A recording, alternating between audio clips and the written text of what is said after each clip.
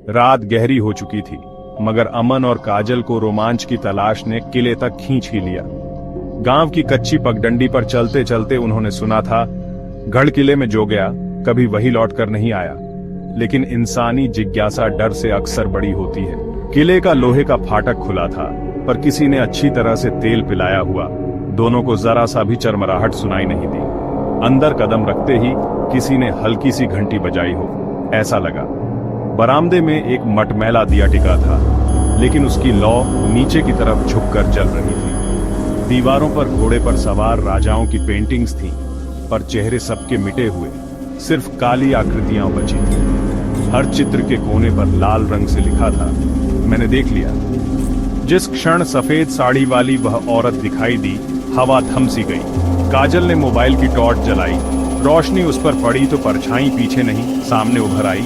एक तीसरा सिलहूर जो औरत से अलग था, उसके हर अदृश्य कदम के नीचे फर्श पर गीला लाल निशान उभरता गया।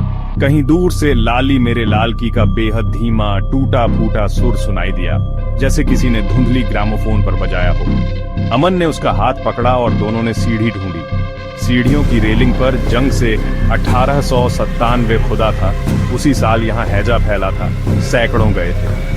आधी टूटी सीढ़ियों पर चढ़ते ही पीछे से दबी चीख और कदमों की खड़खड़ाहट आई, पर कदमों की आवाज ऊपर नहीं, उलटी तरफ सीढ़ियों की छत से आती रही। ऊपर हाल में पहुंचकर अमन ने देखा कि फोन के सभी नोटिफिकेशन अपने आप खुल गए हैं। Camera, recorder, messages. स्क्रीन पर लिखा आया, REC 00:13 AM तुम यहाँ हो तो मैं भी हूँ। टॉर्च बुझी, मोबाइल बंद। अंधेरा इतना घना कि धड़कन की आवाज भी फर्श से टकराकर लौट रही थी। अचानक दीवारों पर रोशनी जगी, किसी अदृश्य प्रोजेक्टर से।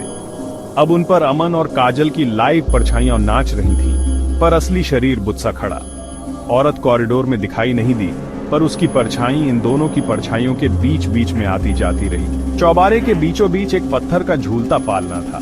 उस पर आधी जली गुड़िया बैठी थी, जिसके शीशे के दोनों नयन खड़खड़ाते रहे। जैसे ही काजल ने पलटा, गुड़िया के मुंह से राख निकली और फर्श पर 3 अक्षर बने, रुको। दरवाजा जो बाहर को खुलना चाहिए था, अब अंदर को धंस गया। दीवारें धड़ धड़ कंपित होने लगीं, मानो किसी विशाल दिल की धड़कन हो। सफेद साड़ी वाली औरत अब हवा में नहीं, उनके बराबर जमीन पर खड़ी थी, पर चेहरा गायब। उस जले हुए गड्ढे से असीम अंधेरा रिस रहा था। उसने अपनी बाहों को खोला, हथेलियों से काला धुआं निकला और सीधा अमन काजल के मुंह से सांस खींचने लगा। दोनों ने आखिरी संघर्ष में हाथ बढ़ाए, मगर उंगलियां बस खाली शून्य में घूम गईं। सुबह 4 बजे चौकीदार ने किले का फाटक बंद पाया। बाहर सिर्फ 2 जोड़ी जूते और वह सफेद साड़ी पड़ी थी, जिस पर अब पूरा वाक्य था, अब उनकी कहानियां मैं ही सुनाऊंगी। कुछ बुजुर्ग बताते हैं कि जिस रात कोई भी इस किले के करीब से गुजरता है, मोबाइल नेटवर्क अपने आप 1897 के दिनांक में कूद जाता है और कॉल लॉग में 2 नाम दिखते हैं, अमन और काजल, जिनकी कोई कॉल कभी रिसीव नहीं होती, बस बजती रहती है।